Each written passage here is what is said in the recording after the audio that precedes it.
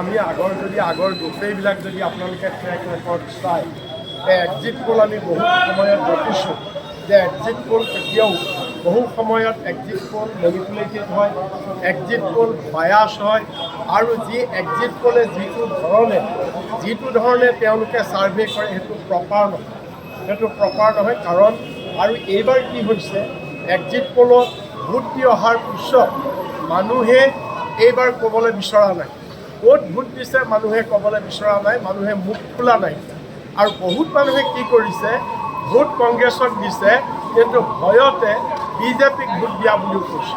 গতিকে এনেকুৱা বহুত কিছুমান টেকনিকেল ডিফেক্ট আছে, ছিষ্টেমত কিছুমান ডিফেক্ট আছে যিবিলাকৰ কাৰণে এক্সিট পোল আমি কেতিয়াও একজেক্ট পোল বুলি ক'ব নোৱাৰোঁ।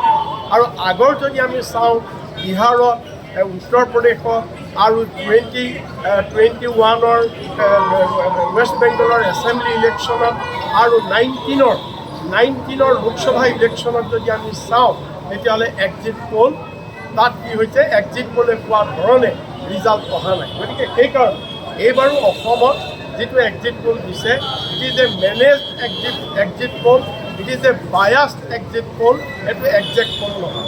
এক্সিট পোলৰ কথাটো বাদ দিলোঁ, আপোনালোকৰ যিটো এছেছমেণ্ট আমাৰ এছেছমেণ্টত এইটো স্পষ্ট কথা যে আমি কংগ্ৰেছ আৰু আমাৰ মিত্ৰজোঁট আমি কংগ্ৰেছ আৰু মিত্ৰজোঁটে আমি চৰকাৰ গঠন কৰিম, সেইটো হৈছে আমাৰ নিজৰ এছেছমেণ্ট আৰু আমি কনফিডেণ্ট। আপোনাৰ নিজৰ সমষ্টি? মোৰ নিজৰ সমষ্টিত মই ভাল ভোটত মই জয় কৰিম।